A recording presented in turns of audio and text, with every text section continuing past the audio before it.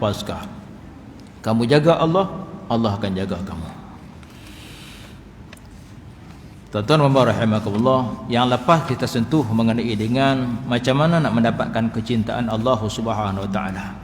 Hari ini kita masuk yang ketiga, sambunganlah yang ketiga itu untuk mendapatkan kecintaan Allah ialah melalui qiyamul lail, bangun malam, menghidupkan malam. Maka itu kita sebut dah mengenai dengan faktor ketiga ini bagi memperolehi cinta Allah itu adalah dengan berqiyamul lail, bangun malam untuk menghidupkan malam. Lalu kita mengadukan keadaan kita yang sungguhnya kepada Allah Ta'ala itu waktu qiyamul lail. Tuan-tuan dan puan rahimakumullah, salah satu daripada sembahyang sunat yang dituntut ialah tahajud, yang Nabi mewajibkan ke atas dirinya, tapi untuk diri kita sunat, untuk umat-umat dia sunat, untuk diri dia diwajibkan. Maka sebab tu bangun tahajud ni dia tak pernah tinggal. Dan begitu juga ada juga perkara-perkara yang lain, sunat-sunat yang lain, sunat muakkad yang lain yang disuruh kepada kita. Dia berpesan kepada Abu Hurairah, dia kata, wahai Abu Hurairah, jangan kamu tinggalkan solat sunat duha. Sekurang-kurangnya 2 rakaat setiap hari, kerana 2 rakaat itu dapat membuka 70 pintu-pintu rezeki. Yang kedua disebut apa? Jangan kamu tinggalkan solat sunat witir. Sekurang-kurangnya 1 rakaat sebelum kamu tidur, kerana 1 rakaat itu dapat mengampunkan segala dosa-dosa kamu. Dan begitu juga satu lagi yang kita sebut hari ini ialah sembahyang sunat tahajud. Sunat tahajud ini yang diwajibkan ke atas diri Nabi sallallahu alaihi wasallam, tapi untuk umat-umat dia disunatkan. Maknanya sunat itu ialah sunat muakkad. Seperti mana yang kita pernah sebut, bahawa sunat muakkad ni dia tak seperti mana sunat-sunat yang lain. Sunat muakkad ni dekat-dekat nak jadi wajib. Kalau sunat, tuan-tuan, kalau sunat ni dia pahala yang biasa. Tapi kalau wajib tu nilai dah 70 kali hak sunat. Kita buat 70 kali hak sunat baru nak jadi satu yang wajib. Beza dia 70 darjat. 70 anak tangga beza dia antara sunat dan juga benda hak wajib. Sebab tu kalau kita banding, kita tengok yang hak sunat ke utama, yang wajib ke utama, hak wajib utama. Kan? Sebab tu kita tengok orang-orang hak tinggalkan sembahyang, duk tinggal sembahyang. Bila dia hari ni dia nak bertaubat, nak kena ganti sembahyang. Dia fikir, aku nak ganti sembahyang ke aku nak sembahyang sunat. Mai sembahyang subuh kat waktu tu subuh. Lepas azan tu dia sampai, dia pun nak sembahyang. Aku nak sembahyang sunat subuh ke aku nak ganti subuh. Ganti subuh hak dulu-dulu. Maksudnya hak muda-muda dulu. Masa muda-muda, masa nakal-nakal dulu. Kan banyak tinggal sembahyang. Masa nakal pula, masa sekarang tak nakal dah. Kan dah tua-tua ketobin dah. Masa muda-muda dulu kan banyak tinggal sembahyang. Subuh-subuh tu subuh gajah. Subuh gajah atau subuh gajah. Pukul 9, pukul 10 itu pun kau rajin. Hak tak rajin tu gajah pun tak ada, dinosaur kot. Jadi makna tak ada sembahyang. Jadi sekarang ni dia nak bertaubat. Bila dia nak bertaubat, nak ganti sembahyang tu kau nak buat sembahyang sunat. Kan? Hak ganti sembahyang tu hukumnya wajib. Pahala dapat tak? Pahala dapat 70 kali ganda. Dia buat sembahyang sunat subuh dapat sunat lah. Kalau dia sembahyang sunat subuh, dia kira sembahyang dapat sunat muakkad. Sunat muakkad, sunat subuh. Tapi kalau sunat-sunat hak biasa, pihak bawah lah, wajib 70 kali ganda. Yang sunat muakkad dia dekat-dekat nak jadi wajib, itu lebih kurang 50 kali ganda. Jadi mana yang utama? Nak sembahyang sunat ke nak ganti? Ganti itu lebih utama. Sebab kita nak ganti, nak bayar hutang lah kan.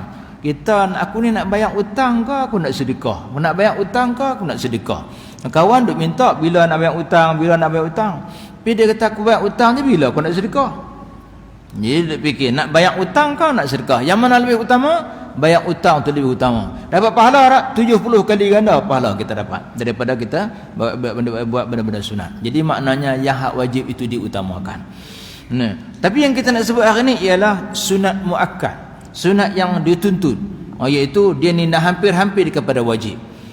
Jadi dia lebih kurang 50 kali ganda daripada yang sunat. Termasuklah yang pernah kita sebut hari itu, orang yang bersiwak, gosok gigi kan. Gosok gigi ketika kita nak berudu.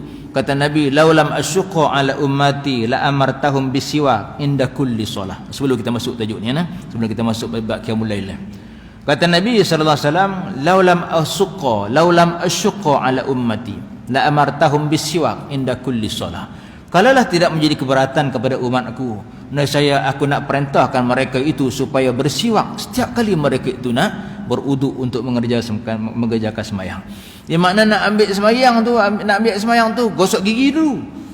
No. Nabi kata kalaulah tak menjadi keberatan, nescaya aku nak wajibkan. Jadi oleh kerana dia takut kita susah, maka dia tak wajibkan kepada kita. Oleh sebab itu dia bukanlah sunat-sunat biasa, dia ada sunat muakkad. Dia sunat muakkad, dia sangat dituntut, dia hampir-hampir nak jadi wajib. Tu. Ya, kita pun gosoklah gigi setiap kali nak ambil sembahyang tu, gosok gigi. Tak dapat kayu sugi, kita gosok gigi dengan buruh gigi pun jadi. Tapi kalau kita dapat gosok dengan kayu sugi itu, dapatlah kelebihan kayu sugi itu. Kalau tak dapat ada kayu sugi, dengan berus gigi pun tak apalah. Jadi bersihkan gigi, maka kita akan dapat kelebihan tu. Ni dia kata sunat muakkad, sunat yang sangat dituntut. Walaupun dia tak jadi wajib, tapi bawah sikit pada wajib. Tapi tak sampai sunat biasa bawah lagi. Kan? Jadi kita dekat-dekat nak jadi wajib. Baik, termasuklah juga di sana yang jadi kata sunat muakkad ini ialah yang kita sebut hari ini qiyamul lail, iaitu sembahyang sunat tahajud. Di muka surat 27, a'udzubillahi minasyaitonirrajim, tatajafa junubuhum 'anil madaji' yad'una rabbahum khaufan wa tama'an wa mimma razaqnahum yunfiqun. Kita dengar tu imam baca dalam surah Sajadah setiap pagi Jumaat kalau ada lah. Apa kata Allah Subhanahu Wa Taala? Perut mereka atau belakang mereka jauh daripada tempat tidur. Mereka berdoa kepada Tuhannya dengan rasa takut dan penuh harap, dan mereka menginfakkan sebahagian daripada rezeki yang kami berikan kepada mereka. Ini yang kita dengar selalu tu imam baca dan kita membaca kan. Yang mana kata Nabi sallallahu alaihi wasallam, siapa-siapa yang baca surah Sajadah pada tiap-tiap malam, kan?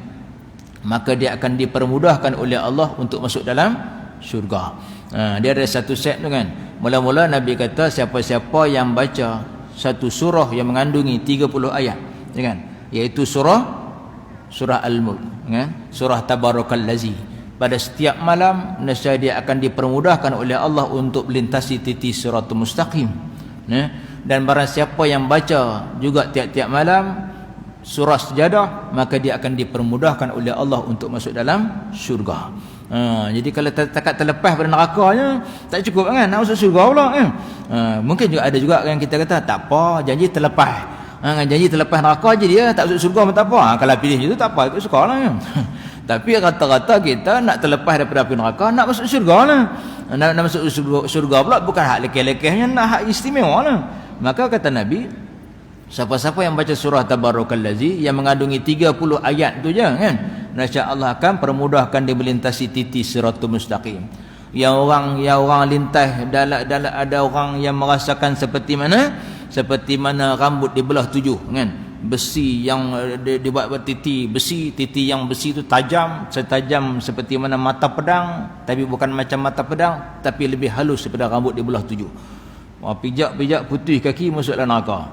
Ada yang melintasinya seperti mana jalan-jalan laluan biasa, macam laluan highway, tapi terpaksa melintasinya selama 3000 tahun. Kan 1000 naik, 1000 mendatar, 1000 menurun tahun. 1000 tahun naik, 1000 tahun mendatar, 1000 tahun menurun. Maknanya 3000 tahun untuk kita melintasi titik siratul mustaqim. Bagi siapa-siapa yang layak melintasi titik siratul mustaqim untuk masuk dalam syurga. 3000 tahun tu.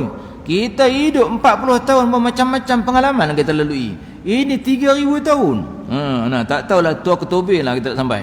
Jadi maknanya jauh perjalanan kita.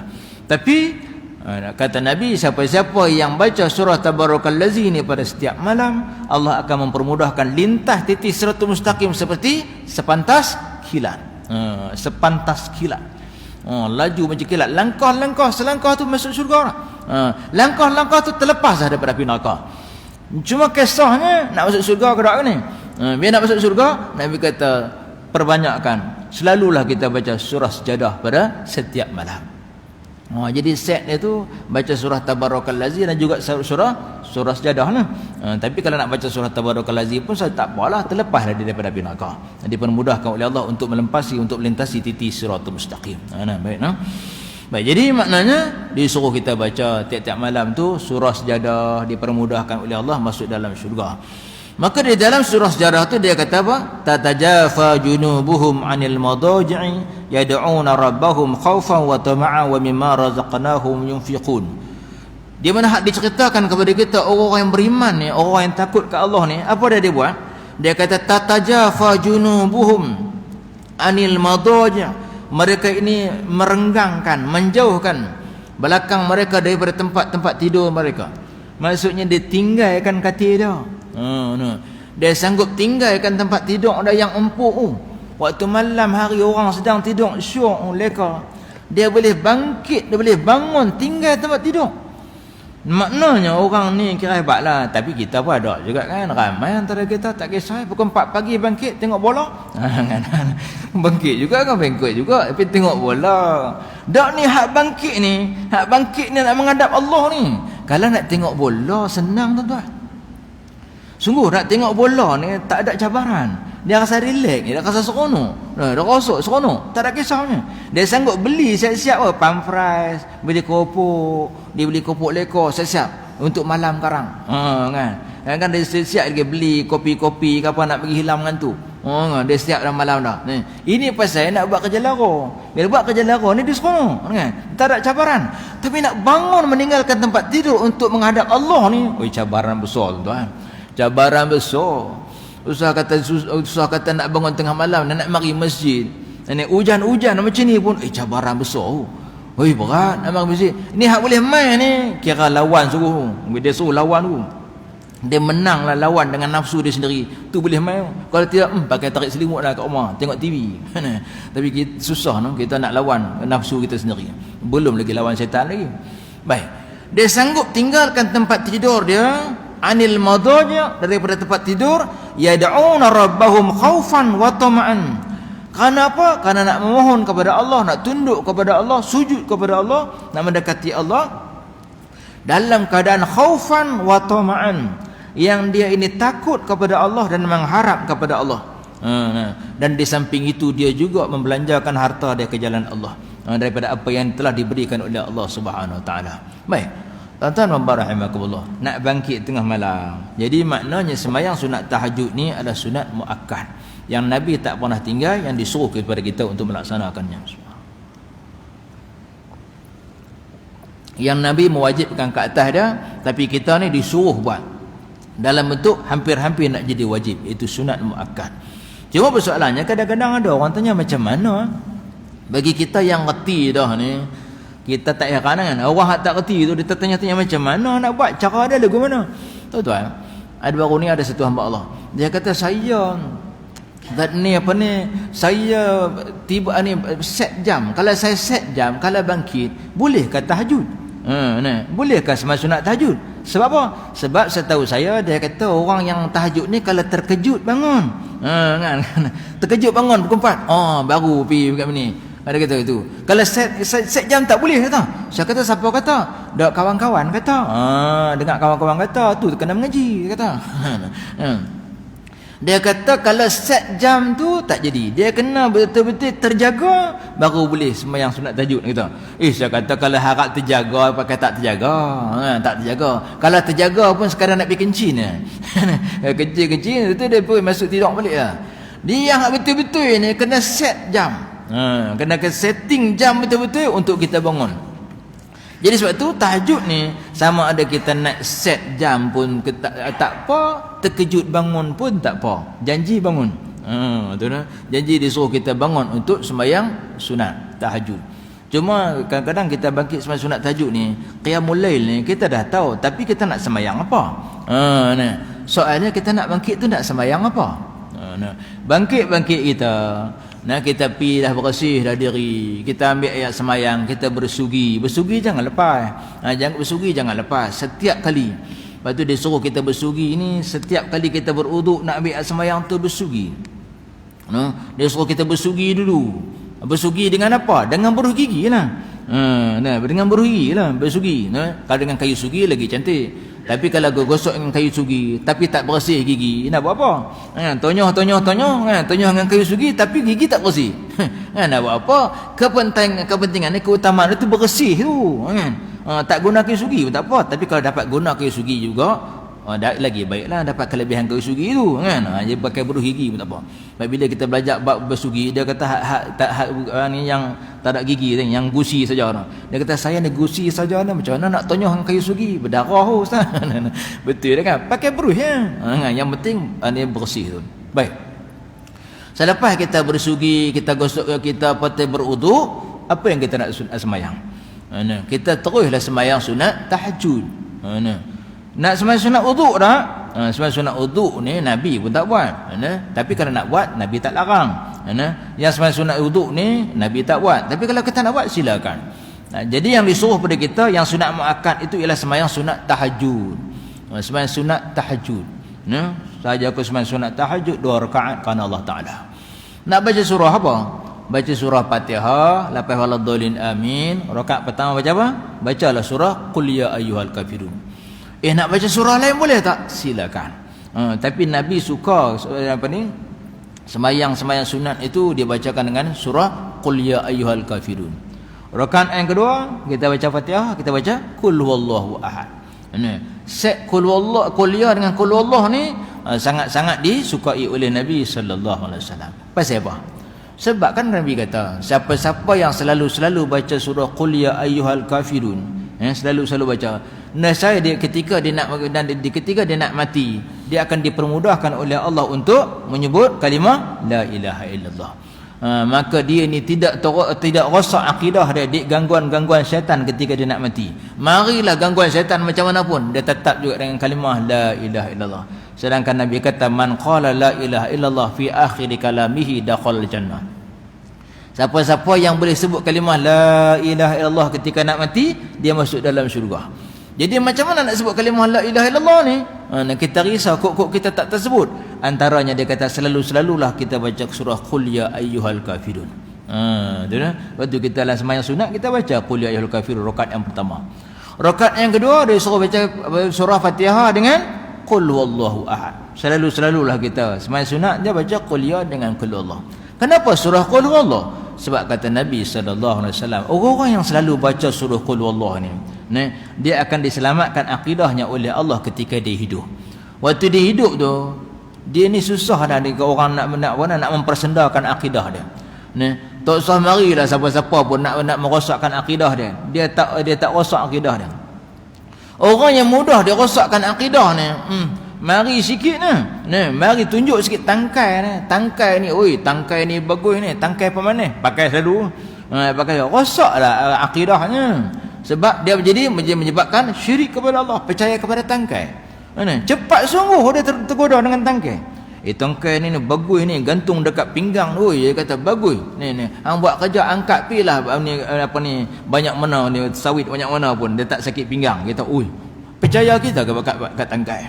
Mari pula orang kata kita duduk tengah menjaga nasi lemak, dia bawa tangkai, dia kata hang gantung tangkai ni kat pinggang, hang menjaga usaha kata nak menjaga nasi lemak, hang menjaga tek kambing pun laku. Ada orang buat statement macam ni tu. Nak kata pakai tangkai ni usaha kata nak jaga nasi lemak, hang jual tek kambing pun laku kata. Kawan dia belilah, bukan mahal RM50 dia kata, labak dia sikit. RM50 tu kita tak puas sangat, tapi rosak akidah kita tu. Syirik kepada Allah sebab percaya kat tangkai. Sebab tu nak mengelakkan daripada benda-benda yang menyebabkan rosak akidah kita, menyebabkan kita syirik ni, dia kata bacalah Qul huwallahu ahad, kerak baca Qul huwallahu ahad. Baik. Jadi makna kita baca dalam surah, dalam sembahyang tahajud kita Qul ya dengan Qul huwallahu. Nak baca surah yang lain boleh tak? Silakan. Nak baca panjang-panjang boleh tak? Boleh, bacalah. Tapi yang pendek yang mudahnya Qul ya dengan Qul huwallahu. Surah yang Nabi suka. Baik, dalam sembahyang sunat tahajud ni, apa yang kita guna untuk dia? Sembahyang sunat tahajud ini adalah untuk memohon ampun kepada Allah, untuk bertaubat kepada Allah. Untuk bertaubat kepada Allah. Dan yang satu lagi, yang kedua ialah untuk memohon hajat kepada Allah. Ni, jadi makna dua fungsi dia. Yang pertama supaya Allah ampunkan segala dosa-dosa kita. Kita Allah ampunkan segala dosa-dosa kita. Yang kedua, untuk memohon hajat kepada Allah. Tapi ada juga orang yang nak sembahyang khusus untuk sembahyang sunat taubat pun boleh juga. Lepas sembahyang tu sunat tahajud tu, dia nak sembahyang sunat taubat pun silakan. Dia nak pecahkan dua, boleh juga sembahyang sunat taubat untuk bertaubat kepada Allah. Pun apa? Saja kau sembahyang sunat taubat 2 rakaat kan Allah Taala. Pun sama Fatihah dengan qul ya, Fatihah dengan qul Allah. Lepas itu mohonlah ampun kita kepada Allah terhadap dosa-dosa yang kita buat kan. Lepas tu ada lagi yang nak buat solat apa ni? Solat sunat hajat. Kan pecah dua kan. Nak sembahyang sunat hajat pun serupa juga. Kita saja ke sembahyang sunat hajat 2 rakaat kerana Allah Taala. Lepas tu kita baca Fatihah, lepas tu kita baca apa? Ayat kursi kan. Allahu la ilaha illa huwal hayyul qayyum sampai habis. Lepas tu kita baca qul ya ayyuhal kafirun sampai habis. Kan? Rakaat yang kedua serupa juga Fatihah, betul ayat kursi, lepas tu qul wallahu ahad juga. Jadi makna dia pecah dua kan. Jadi yang hak Nabi suruh ialah sembahyang sunat tahajud. Di sana Allah ampunkan segala dosa-dosa kita. Kita boleh mohon ampun dosa. Yang kedua kita boleh memohon hajat kan. Tapi ada juga yang nak buat khusus kan. Buat khusus sembahyang sunat taubat dia buat, sembahyang sunat hajat pun dia buat. Boleh kan. Jadi maknanya ada orang buat tahajud tu dua-dua doa dia bubuh dalam tu pun boleh. Sebab kan dah Allah sebut dah wasta'inu bis-sabri was-salah kan. Mohonlah pertolongan kepada Allah dengan sabar dan juga solat. Maknanya orang yang sabar, orang yang sembahyang tu boleh mohon ke Allah. Sebab tahajud ni boleh mohon ke Allah, nak bertaubat pun dalam tahajud, nak mohon sesuatu hajat pun dalam tahajud. Tapi kalau nak pecah, nak buat lagi taubat pun boleh, nak buat hajat pun boleh juga. Kan? Baik. Jadi dalam tahajud pun dah mencukupi. Dalam sunat tahajud pun sudah mencukupi. Baik. Satu lagi sembahyang apa lagi? Hujung sekali sembahyang sunat witir. Sembahyang sunat witir 1 rakaat sekurang-kurangnya. Cuma siapa-siapa yang dah buat pada malam tadi kan, lepas sembahyang isyak, lepas sembahyang sunat isyak, dia pun sembahyang sunat witir. Sebab Nabi pesan ke Abu Hurairah, kita sebut tadi kan, dia kata wahai Abu Hurairah, jangan kamu tinggalkan solat sunat witir sekurang-kurangnya 1 rakaat sebelum kamu tidur. Mana sebelum tidur? Lepas isyak tu, lepas sembahyang sunat isyak tu, bangkit kita sembahyang sunat witir 1 rakaat. Jadi siapa yang dah sembahyang sunat witir tadi tu, tak perlulah sembahyang sunat witir lagi dah ketika qiyamul lail nanti kan. Tapi siapa yang belum, bolehlah nanti sembahyang sunat witir nanti kan.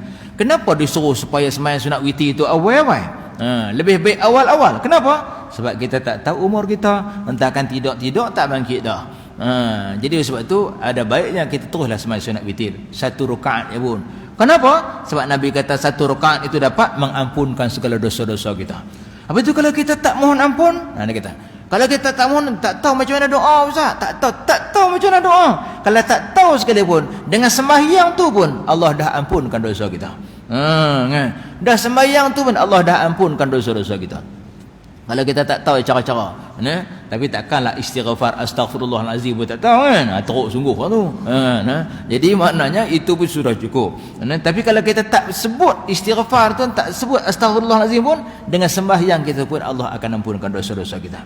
Jadi cuma sembahyang sunat witir ni kadang-kadang ada orang tanya kan, nak baca surah apa? Lepas Fatihah tu tahulah. Dia nak baca surah apa? Tak baca surah pun tak apa. Waladhdallin amin rokok. Kau nak baca surah seperti mana yang kita baca dalam sunat witir apa tu dalam bulan Ramadan, kita baca 3 kul kan. Qul huwallah, qul a'udzu birabbil falaq dengan qul a'udzu birabbin nas. Kenapa? Sebab ketiga-tiga kul ini dia menyamai 1/3 Al-Quran. 3 kul ini menyamai sebuah Al-Quran kan. Maka kita pun baca.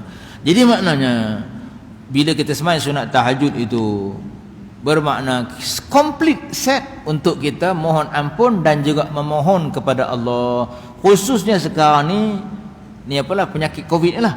Kan? Kita kadang-kadang ada orang tanya saya, dia kata Ustaz, dia kata saya nak buat apa? Kita nak lawan Covid ni, nak lawan macam mana? Kita dengar dalam radio, dalam TV, kita mesti lawan Covid. Nak lawan lagu mana? Kalau dia tu macam seekor anjing tu, boleh kita katok dengan kayu. Kalau dia tu macam anjing tu, kita tuju dengan batu, dia lari ya. Tapi dia tu bukannya anjing. Dia tu penyakit, musibah yang diturunkan oleh Allah sebagai satu ujian kat kita. Datangnya daripada kehendak Allah, datangnya daripada Allah. Jadi sebab itu macam mana kita nak lawan dia? Macam mana kita nak menghindarkan dia? Hendaklah memohon kepada yang menciptanya. Kita kena mohonlah ke Allah.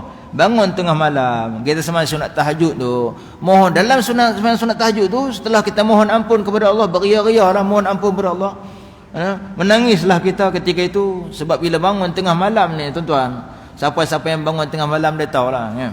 Bangun tengah malam ni 1/3 malam akhir 1/3 malam. Bila akhir 1/3 malam tu pukul apa? Kan? Yang disuruh tahajud yang paling baik ialah 1/3 malam akhir. Kalau 1/3 malam akhir, kalau pukul 7 malam sampai 7 pagi, itulah malam kan? Ada 12 jam. Kalau 12 jam bagi dengan 3, ada 4 jam. 1/3 malam ialah 4 jam. Kalau akhirnya pukul 7, 7, 6, 5, 4, 3, pukul 3. Mana? Pukul 3 itu ialah 1/3 akhir malam. Mana? Kalau kita boleh bangun 1/3 akhir malam tu, kalau kita berdoa ketika itu, tinggalkan hati kita, tinggalkan kita punya tilam busuk kita. Kita menghadap kepada Allah. Subhanallah, masa tu kita rasa Allah, kita rasa sayu berhadapan dengan Allah, kita rasa kita dekat dengan Allah. Bila kita sujud tu kita terasa. Oleh sebab tu walaupun saat ketika tahajud tu panjang kan? Saat tahajud tu panjang. Masa untuk kita bertahajud tu panjang. Masa bila? Dia paling baik ya sekurang-kurangnya, paling lambat ialah setengah jam akhir ataupun 20 minit akhir. Maknanya kalau kita masuk waktu subuh tu pukul 5.50, 5.30 tu boleh lagi. Kan? 5.30 boleh lagi. Jadi maknanya itu maksudnya. Kalau 5.30 tu kuranglah zuk tu kan. Tapi kalau kita bangun pukul 3, pukul 4, tahu-tahu kita akan rasa. Kita akan rasa Allahu Akbar. Kita rasa dekatnya dengan Allah. Kita rasa sunyi. Bila kita mohon ampun kepada Allah tu, rasa nak merambu air mata. Bila kita mohon kepada Allah tu, kita rasa macam nak teriak, macam nak keluar air mata. Sedangkan Nabi kata, di hari akhir, di dalam neraka nanti, apabila seorang tu bila masuk ke dalam neraka, tiba-tiba ni seorang yang berdosa kepada Allah tu, bila dicampak masuk ke dalam api neraka, jatuhlah api neraka tu, api neraka terpadam. Api neraka terpadam.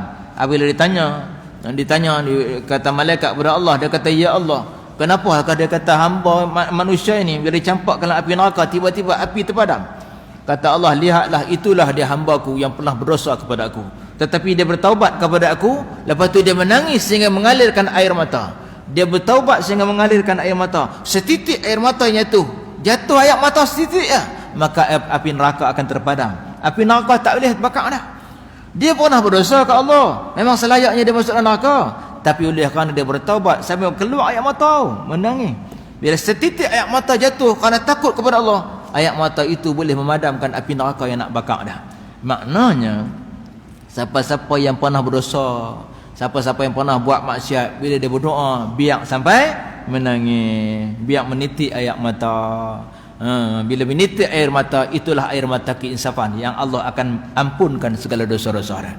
Siapa-siapa yang air mata dia mengalir, maka dia kata api neraka tidak akan membakar dia. Sebab itu Nabi kata, kalau kamu tak boleh untuk menangis, paksalah mata kamu untuk menangis. Paksa tu macam mana? Bukan tanya boleh mau. Tak nak kan? Paksa dah. Kita bayang, ya Allah, tolong aku ya Allah, ampun dosa aku ya Allah, aku bersalah ya Allah, aku berdosa ya Allah. Kan? Sampai kita boleh menangis. Baik. Waktu pukul 4, pukul 3 pagi tu memang kita boleh menangis. Selepas kita dah menangis, kita mohon ampun kepada Allah, waktu itu barulah kita berdoa, ya Allah, jauhkanlah kami sekeluarga daripada segala musibah, segala penyakit. Itu yang seperti mana tu Imam baca kan. Boleh kita baca ketika itu.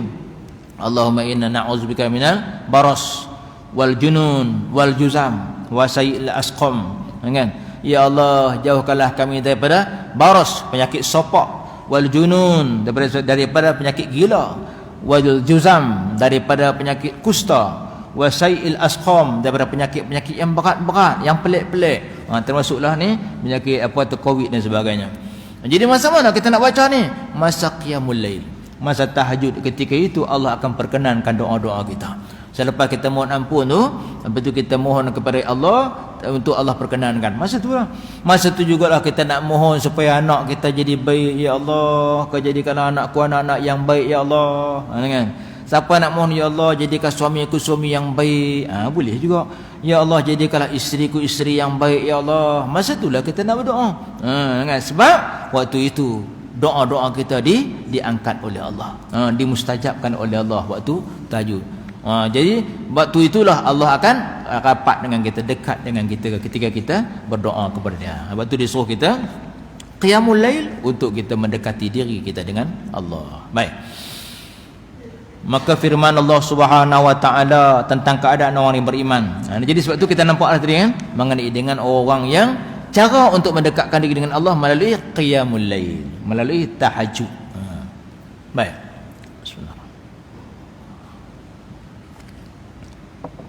Tapi di samping itu ada orang tanya macam mana untuk mengelakkan daripada penyakit ni.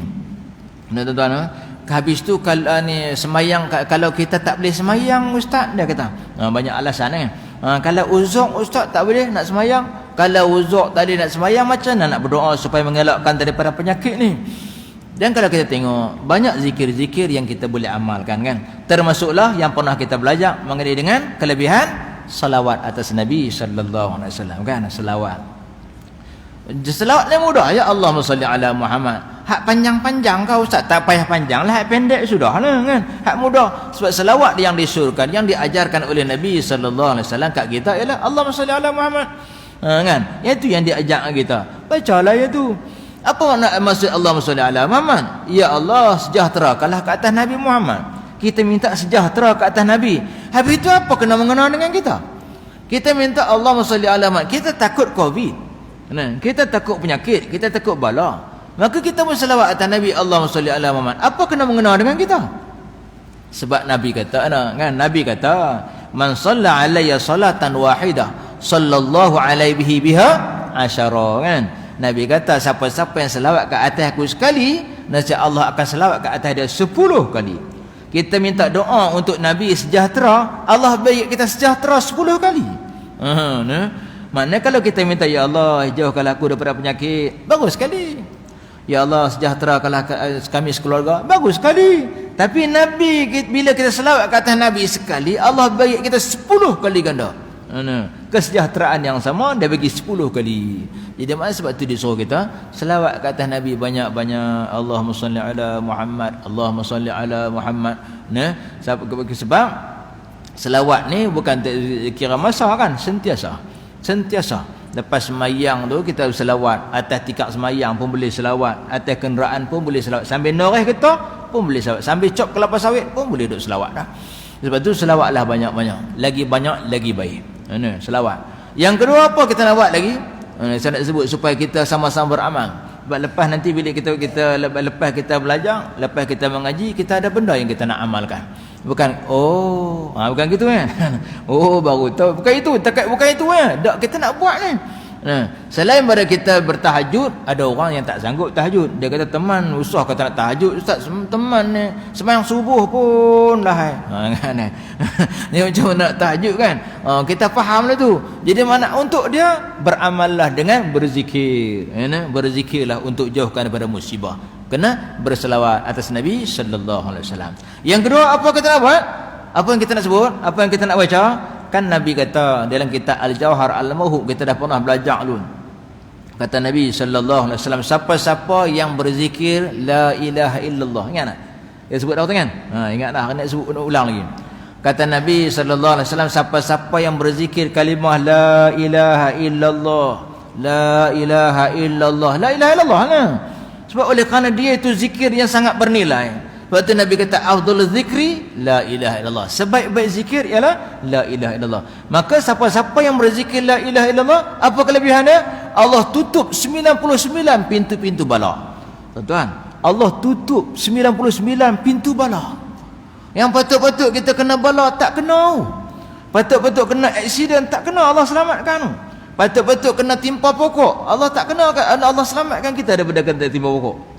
Patut-patut satu tayar lori tercabut, dia hentam belakang kita tengah naik motor. Allah selamatkan, tak kena tayar lori itu kena pokok. Tak kena belakang kita. Patut-patut kita tergelincir masuk longkang patah kaki. Tapi orang apa tergelincir sikit lah, tergeliat sikit lah. Tak patah kaki kita. Tu Allah selamatkan kita. 99 pintu bala Allah selamatkan kita. Sekurang-kurangnya Nabi kata alhammu, sekurang-kurangnya bala duka cita.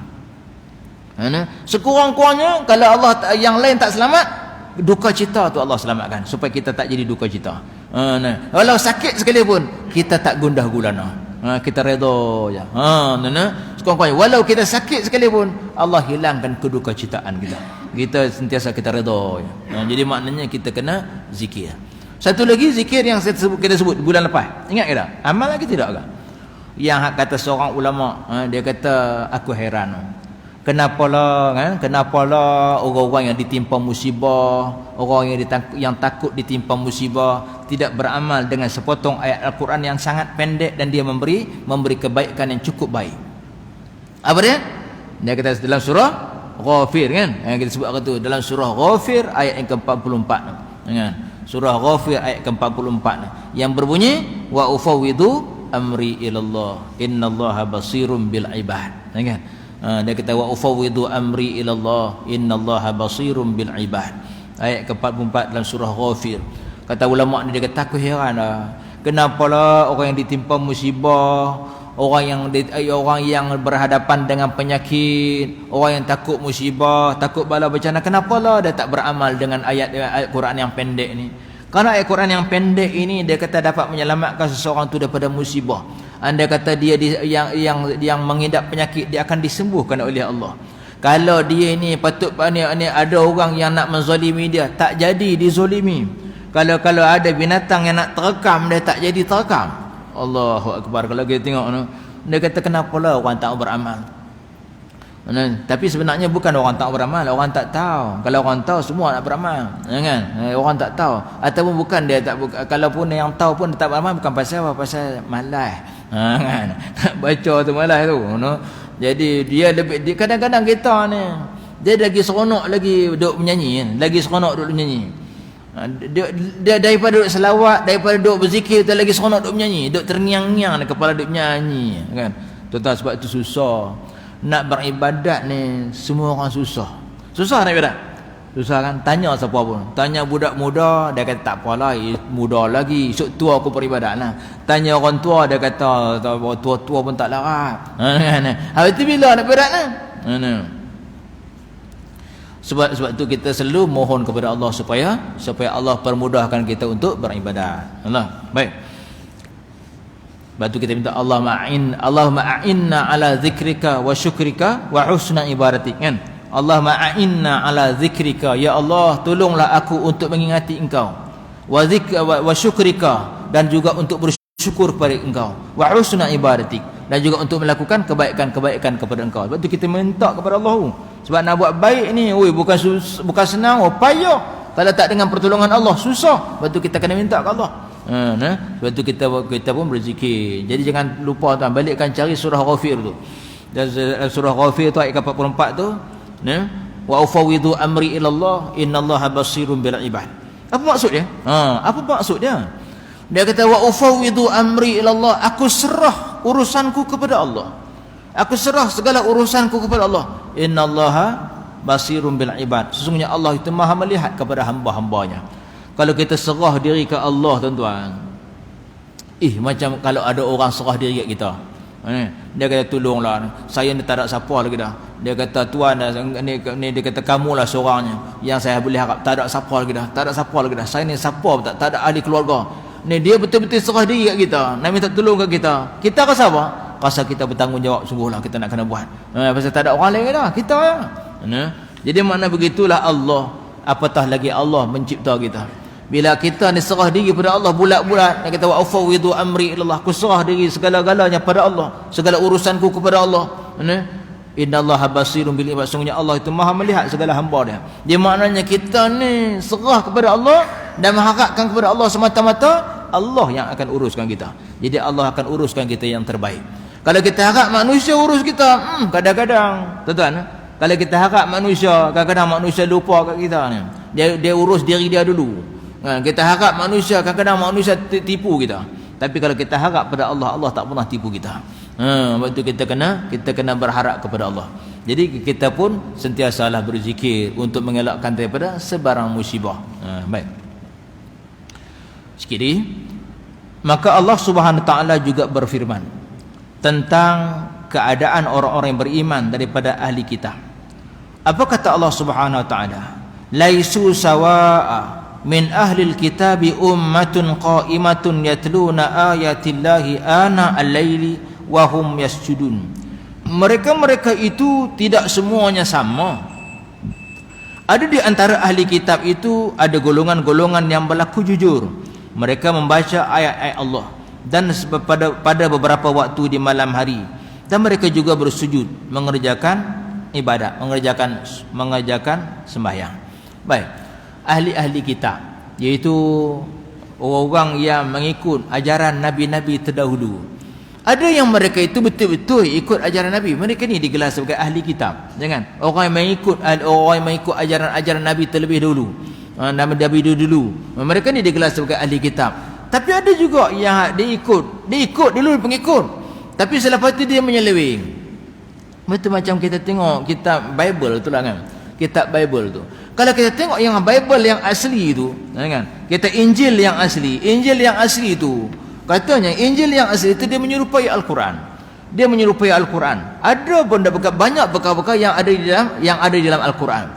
Sebab tu Al-Quran ni kitab yang lengkap, yang mengandungi Injil, Zabur, Taurat, digabung semua dan suhu-suhu terkandung di dalam Al-Quran.